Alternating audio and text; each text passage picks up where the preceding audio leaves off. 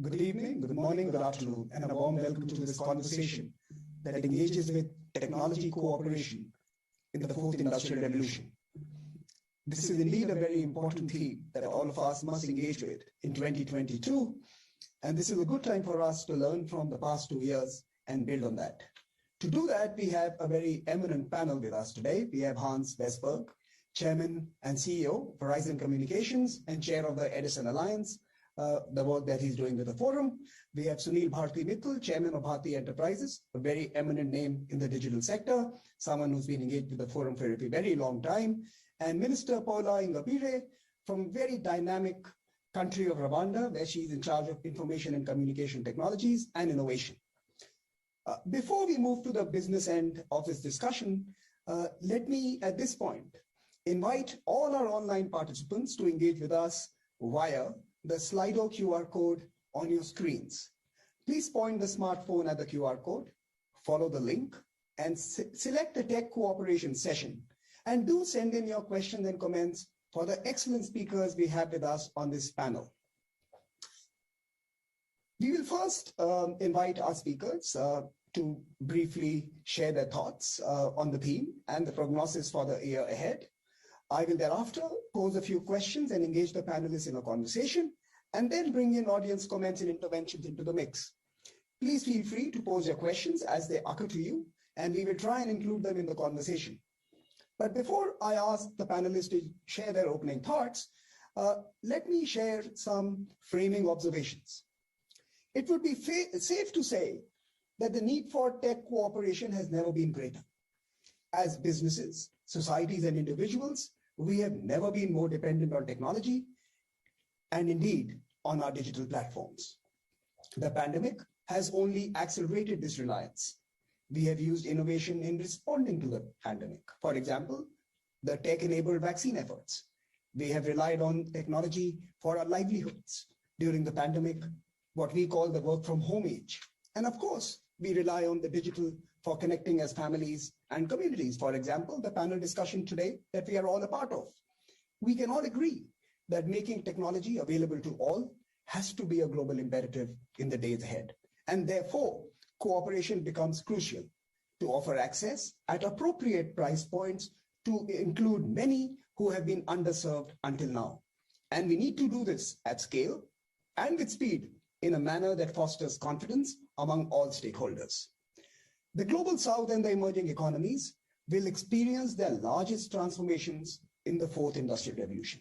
For these countries, partnerships are essential to meet their development priorities and indeed their growth aspirations. Trust in technology will be vital. And without trust, the benefits of innovation will be lost. The global vaccine story is indeed a good case in point. Vaccine adoption by societies is clearly a function of trust in innovation and, of course, communication strategies that national governments have deployed. We have to do this at a time when globalization is facing very strong headwinds. Supply chains, trade, services, raw materials are all becoming part of national security assessments and indeed of parochial politics. The sector and domain has already been weaponized by some actors, both state and non-state. And therefore, as we enter 2022, a new year, we must ponder on how the world can respond to this new moment that sees returns of gates and fences in our global landscape. And in this discussion, we seek to do just that. Let me now invite our panelists to deliver their opening remarks, brief opening remarks of perhaps a couple of minutes. And let me start by Hans Vestberg, the proceedings for this evening. Hans, over to you. Thank you very much, Amir, and great to be here to discuss such an important topic. I will try to keep it brief, but I think that, Amir, you talked about a couple of very important things. The pandemic has really showed how important to be digital connected. We have probably leapfrogged 5 to 7 years when it comes to the digital transformation. Today, it's a necessity to work from home or do healthcare digitally, online banking, Everything is sort of set up for that. And that is, of course, a very important piece of what we see today. This is, of course, posing, as Samir said, also a risk of more disparity in our society. As if you are not connected, you cannot get access to some of these important services. Today in our society, it shouldn't matter where you're born or where you live or where you come from. You should have the same opportunity. And one of those opportunities, of course, is bridging the technology gap. I mean, today we have 3.6 billion people that are not connected, not part of the internet. However, 85% of those people actually have broadband coverage. That tells you a little bit about the story we need to work with. But it's also 2 billion people that doesn't have healthcare. 1.7 billion doesn't have a bank account, and more than 260 million kids that has no education. To build the world with brick and mortar is going to be hard. To see that everybody has the same opportunity, it's basically impossible. We need to use the 21st century's infrastructure, which is mobility, broadband, and cloud services, in order to get it accessible, affordable, and have the right application and scalability. That's why we, together with the World Economic Forum, decided in the beginning of last year to form the Edison Alliance. The Edison Alliance is a group of some 45 multidisciplined people, champions we call them, from private, public, education, from academia. And what we decided was we wanted to change the life of 1 billion people by having affordable, accessible digital inclusion, focusing on education, healthcare, and financial inclusion. Firstly, we have had great progress so far with all the people coming together from all the academia, public and private, to find these solutions. But once again, I mean, for me, this is a moment in time where this infrastructure is so crucial. It's not a good to have to be connected. It's actually a human right to be connected, because that will actually create a much better world and much equal world, and everybody has the same chance. That's the backdrop we created Edison Alliance. Thank you, Hans. I'm going to quiz you on that in a moment. I'll come back to you. Let me now turn it over to Mr. Sunil Bharti-Mittal for his opening remarks. Thank you, Samir. Hans, my very dear old friend, has set the stage and really mentioned all the key points that are important for our discussion today. But in my own opinion, if I may add, the fourth industrial revolution, which came upon us in the last few years, has truly now shown itself in this last 2.5 years to be the only possible way to take away the poverty of the world, to support all the SDG goals that UN has set up by 2030. There is no other way but for us to serve the society, but in a very strong digital infrastructure that needs to be provided across the entire globe. Hans is right, billions of people are still not on internet. And why are they not on internet? Of course, partly because they don't have the coverage, but many people have the coverage, but not affordability. So in today's session, we also want to talk about affordability. If a country like India can provide very high quality, large dollops of data per month at $3, there's no reason why we can't carry this through into Africa and marginalized parts of the world where affordability is an issue. So we will talk about affordability today as well. Then whatever we may do as an industry, whether it's Verizon or it's Airtel and many, many hundreds of other operators and mobile broadband providers and fixed providers, we will still not be able to reach the last billion. They are in places which are almost impossible to cover by fiber. Even with very large amounts of investments, we can't cover them through radio networks. And to do all that, about $425 billion are required in the next 9 years, so that we have ubiquitous coverage for every citizen of this world. Thankfully, the advent of LEO-based constellations of satellites is coming as a savior for the last 1 billion. We will be, and we are not talking about many years into the future, we are talking about months from now, we will be able to cover every square inch of the world, be that oceans, be that mountains, be that forests or deserts, every square inch of the world will be covered. But satellite communication is expensive. It requires expensive ground and user terminals. This is where, again, some of the players in the digital ecosystem, the governments, will have to all come together to provide affordability to those who may otherwise never get connected. So I will rest at that, and we'll cover these points going forward. And Mr. Mittal, I'm going to ask you on how can corporations shape this ambition that you just outlined, and what is the specifics of that cooperation? Let me now turn to Minister Paula Ingabire from Rwanda for her very important perspective on the theme of this panel. Madam Minister, over to you. Thank you, Samir, and thank you for having us this afternoon. I think both Hans and Sunil have set the stage for the conversation we're going to have in the next couple of minutes as we think about technology cooperation in the fourth industrial revolution. What we're going to be looking at is how cooperation partnerships are so essential to tackling some of the global issues, and one being the COVID-19 pandemic that we're all going through. And so I think for many governments, similarly to Rwanda, is that we are all thinking about recovery in the year ahead. And while we're doing that, we're already looking at what are those challenges that have been highlighted by the COVID-19 pandemic. Both Sunir and Hans did highlight access, adoption, affordability. And these are the kind of common challenges that we are all grappling with, maybe at different scales. And maybe for some of us, highlighting some parts of these challenges more than the other parts of the world. But again, what we're also going to be focused on in the year ahead is how do we safeguard some of the gains that have been realized from this cooperation that we've seen manifesting globally, but also cooperation that we've also seen in our local jurisdictions happening across the board.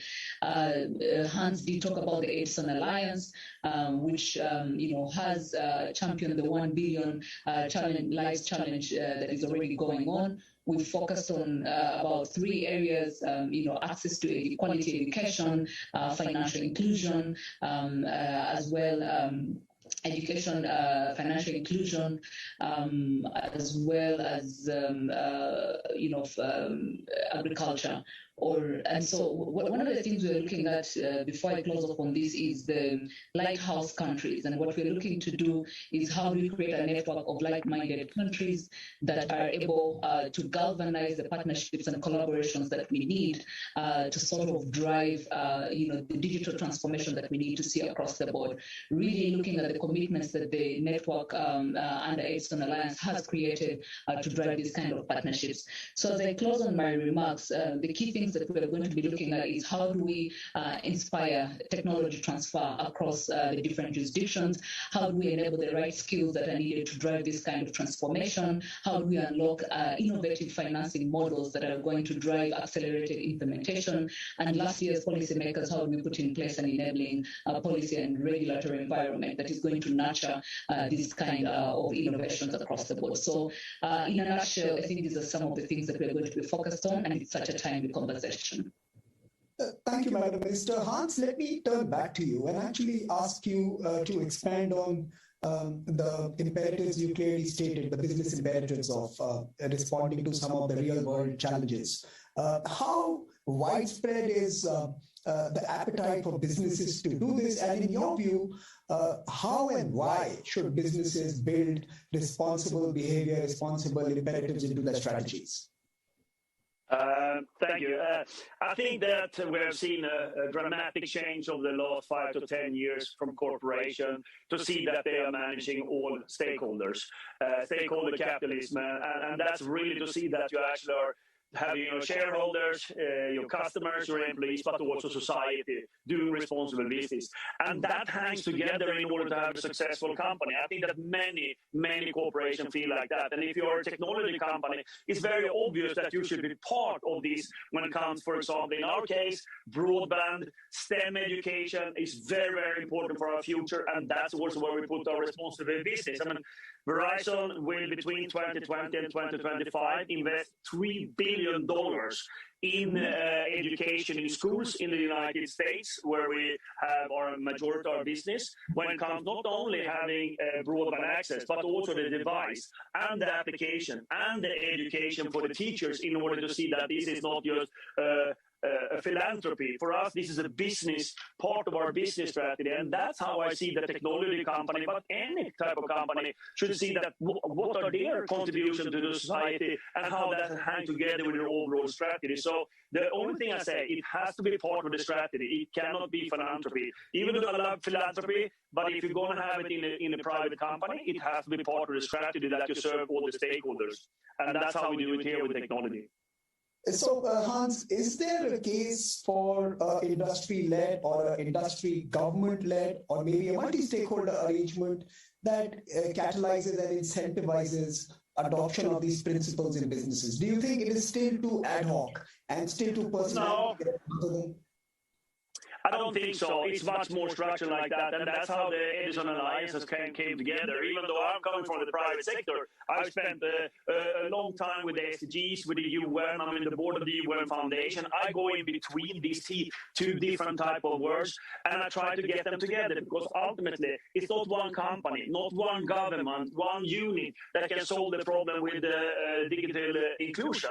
We have to do it together, and that's what it's all about in this Edison Alliance, to see that we bring all the best practices together. And I just want to finish by saying what the Minister Ingeberg and what Sunil said. It's important to think about the three pieces to make this happen: accessibility to the technology, affordability, and then the applications, because you need all three of them. And that is not one company nor one government. You have to do it crossover. Thank you, Hans. Mr. Mittal, let me turn to you, and let me actually ask you two questions. In your assessment, what has been the impact of the pandemic on the relationship of your consumers and generally the larger society with technology? How has that changed? And what are, in some ways, the imperatives for cooperation, therefore, in the technology domain? What are the kind of governance innovations that are required to cater to this new relationship that users have with their devices or with broadband connectivity? So maybe if you could shed some light on that, the lessons from the last 2 years for you. I hope you can hear me. Yes. Interestingly, the consumers had stopped thinking about broadband providers or the mobile operators. It was really their main attachment to the device that they had or the destination they were visiting, whether it was the Facebook or Instagram or a particular site they were looking at. Broadband connectivity or mobile providers were seen just as a pass-through entity. However, during this pandemic, I must say, there was a significant appreciation of the so-called pipe, that there is something out there which connects us to the most important parts of our daily lives, and that is telecom networks and broadband networks. People were able to manage their healthcare very efficiently through various sites that the government had populated. The entire vaccine arrangements and the vaccine passports or the vaccine control, or in fact the contact tracing, all was enabled through technology and broadband connectivity. And people suddenly started to realize the power and benefit of both these things coming together. Financial services. During this 2 years of near lockdown, people were able to conduct their businesses, small and medium enterprises, daily breadwinners could transfer monies back to their homes and villages.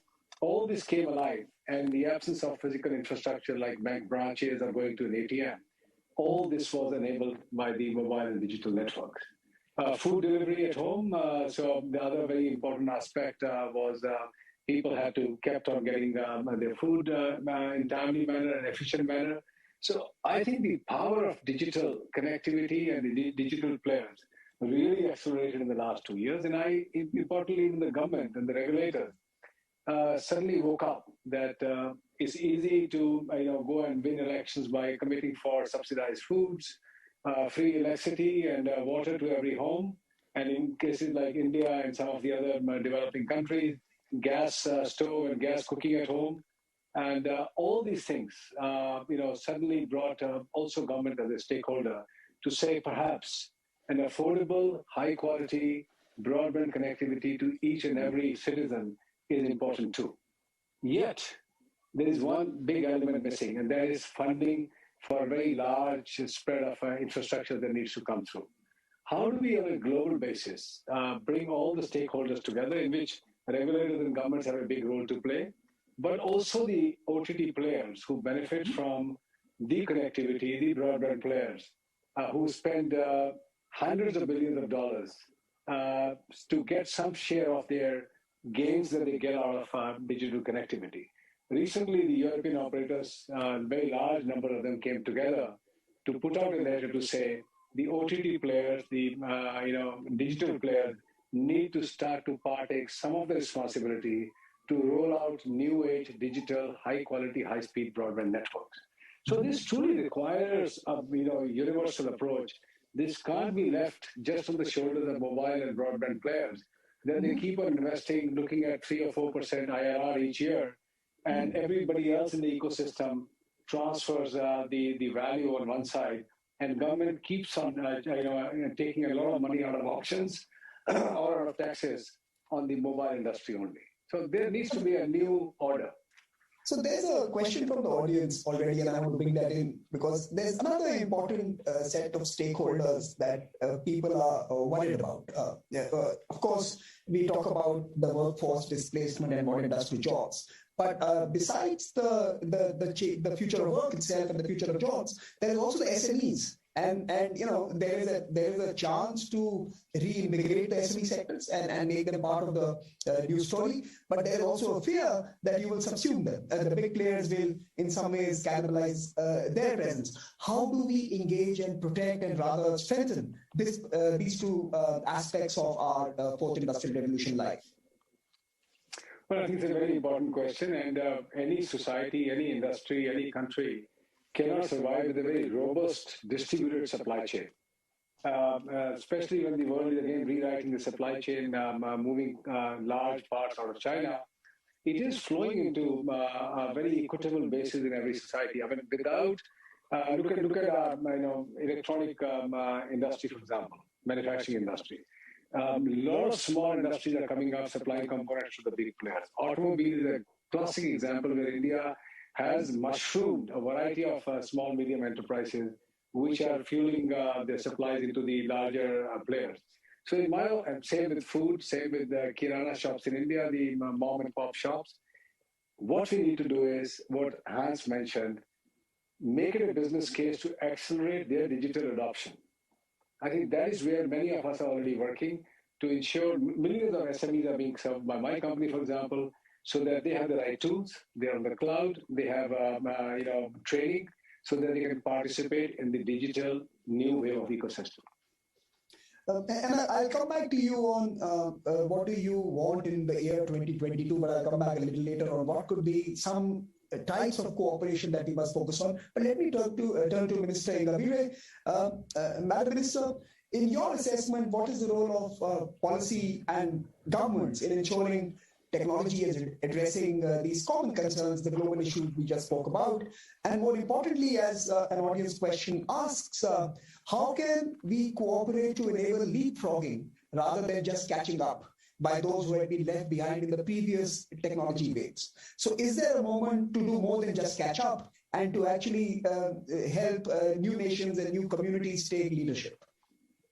Thank you, Samir. And maybe before I come back to those two great set of questions, I don't want to leave Hans still wondering if we're still part of the same alliance. When I did mention agriculture, it shows how I'm very passionate to have agriculture join the streams of the areas of focus under it's an alliance. So just for clarity and maybe mostly for our followers, the three areas are healthcare, education, and financial inclusion. So I'm sure agriculture at some point will be a key area of cooperation.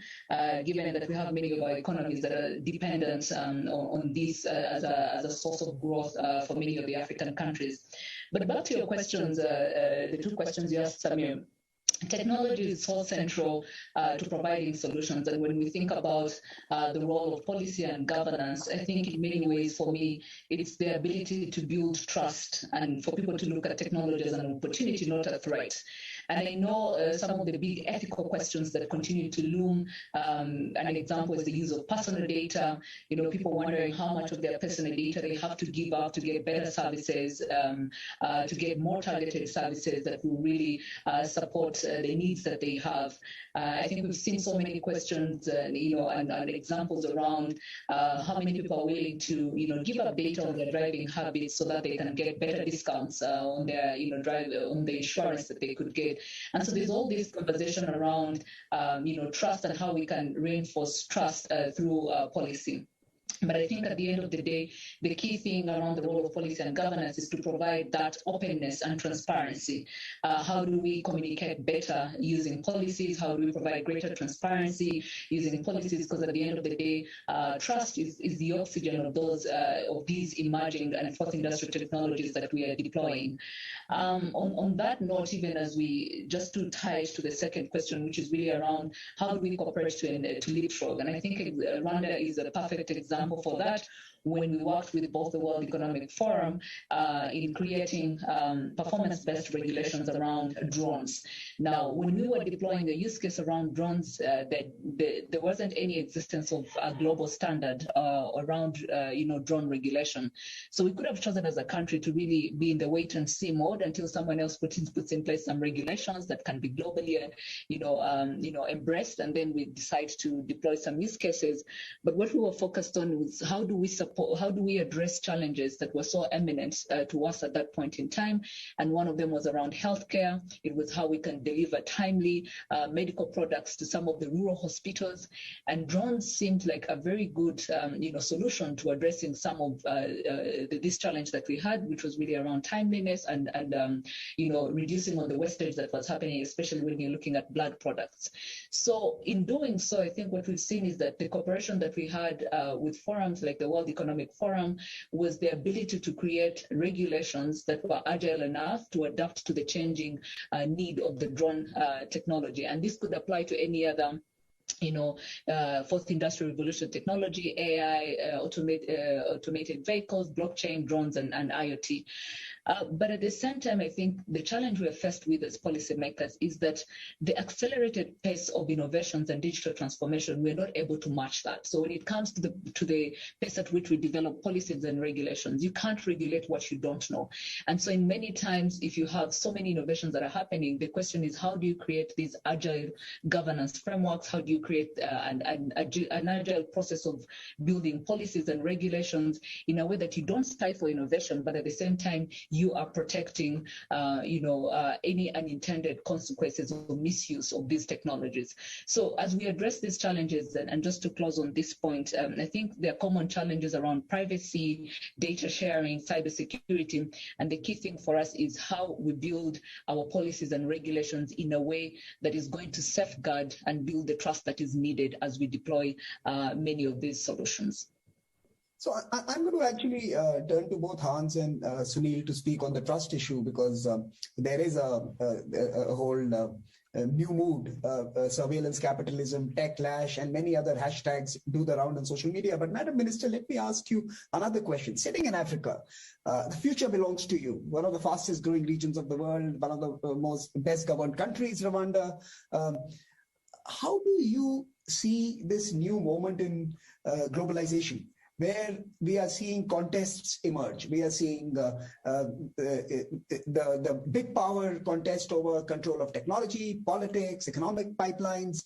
How do emerging economies such as Rwanda and many others in the continent respond to this this new moment? That there is geopolitics coming into everything today, right? The geopolitics of everything. It's something that must be concerning you. Absolutely, very much. And I think worrying for many of us. But at the same time, I think this is where this whole stakeholder capitalism and the talk around cooperation is very essential. There is learning from what the others have done, but there's also understanding what is needed for you.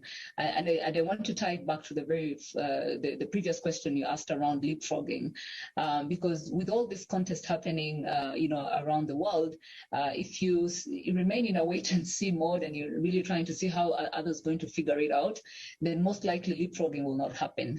We're just going to be doing catch up, like you say, playing catch up with the technological revolution that is happening.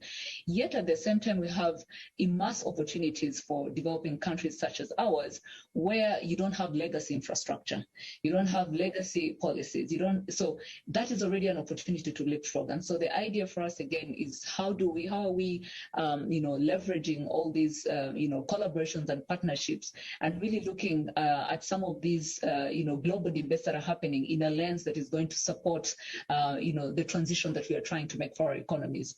Obviously, as a policymaker, what you're very concerned about is what are the decisions and policies that we're putting in place today, and how do they affect this journey of digitalization, of the digital agenda that we're taking in place, that we're taking forward. And so for countries such as ourselves, one is working together. This is one thing that we've started, whether it's from Smart Africa Alliance that has already been put in place, that brings together more than 33 countries that are all focused on how do we collectively drive the digital transformation agenda, whether it's the Edison Alliance, which we also subscribe to, whether, so looking at all these global platforms where we know we have a shared objective as African countries, starting with even African countries, and really understanding how do we work together to make sure what is happening is something that is good for Africa, but is also good for our development.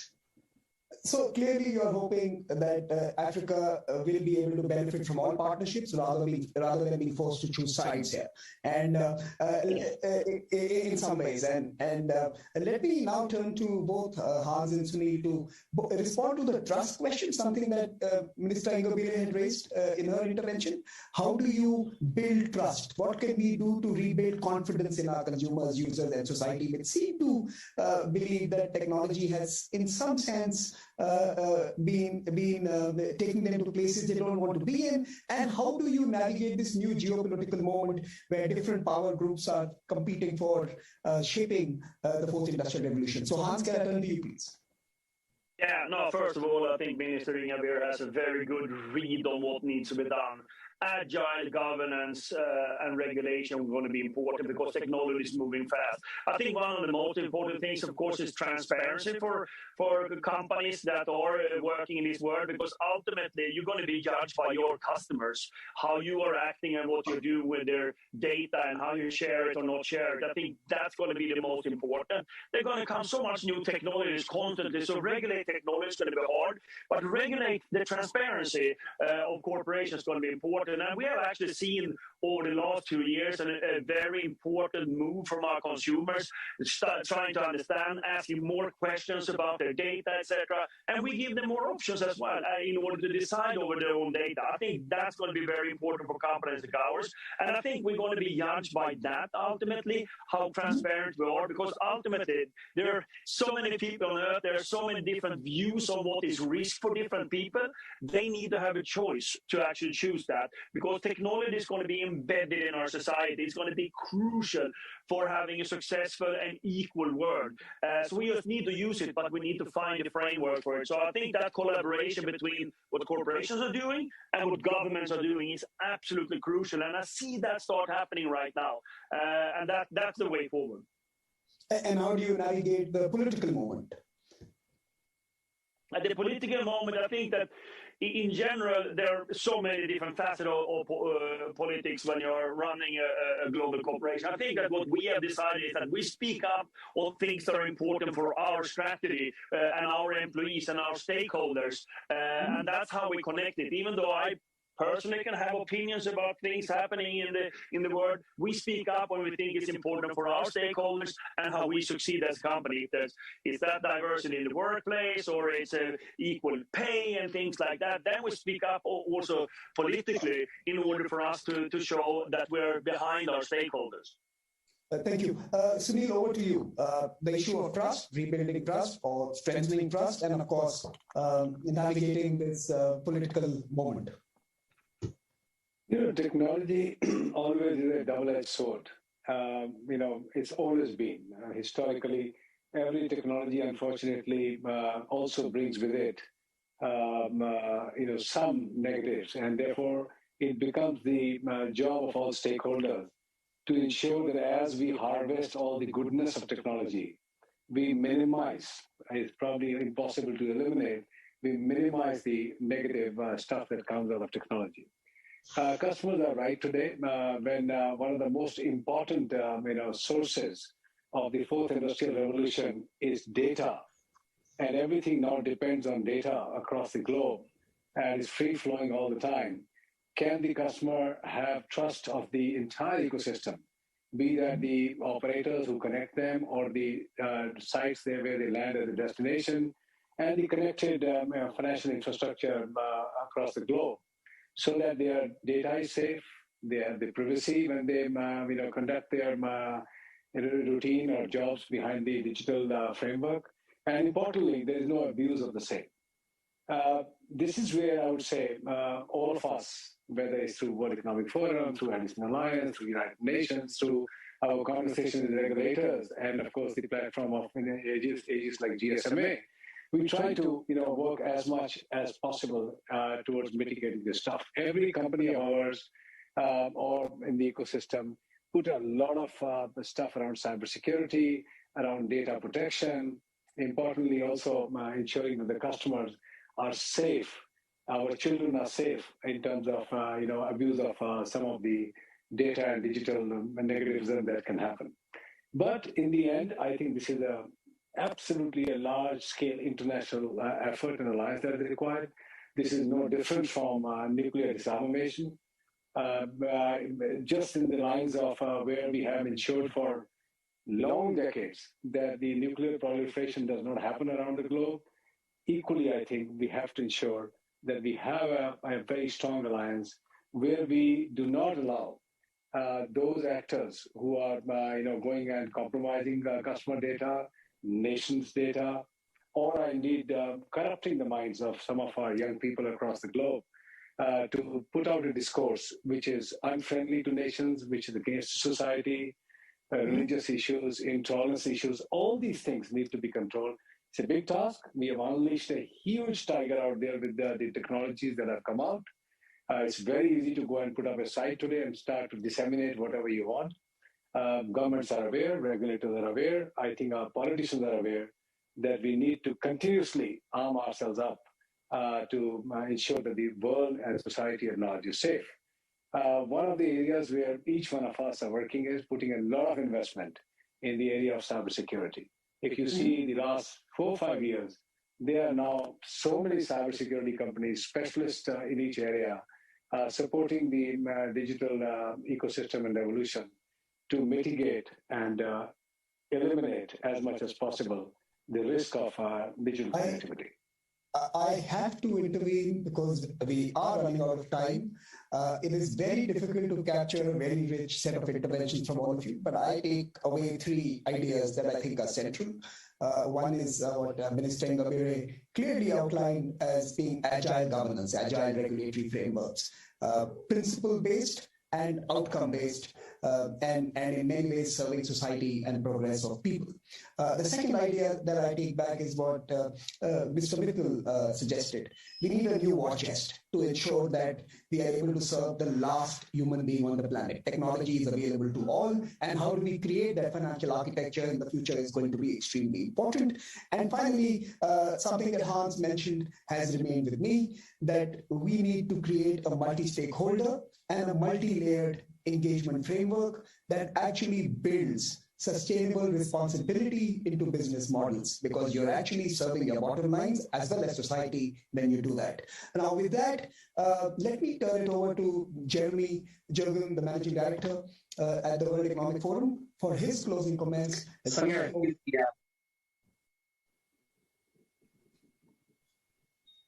Jeremy. Great. Thank you for the excellent wrap up there, Samir. It's an excellent session today, so I'd like to thank yourself as well as all the other panelists here.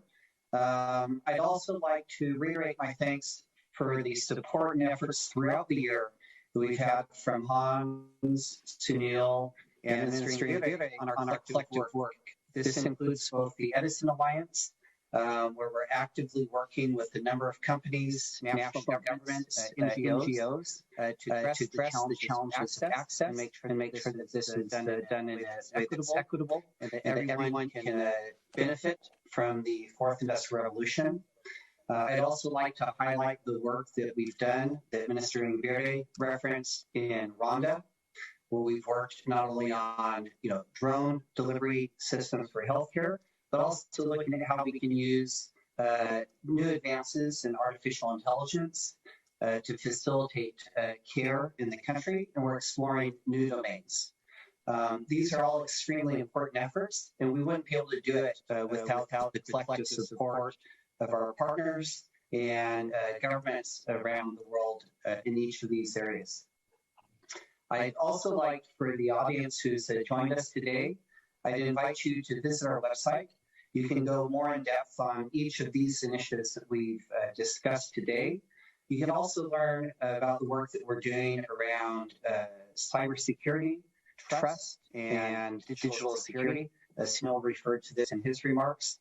We have a very strong program on digital safety and what we're doing there to promote safe access to the internet for all ages and all groups, and how we need collective efforts from all parties to contribute to that. So each of these efforts will be very important to ensure that we can fully benefit from the fourth industrial revolution. So on that note, I'd like to thank everyone for your contributions today. Look forward to our next discussion and to continuing our work throughout the year ahead. Thank you.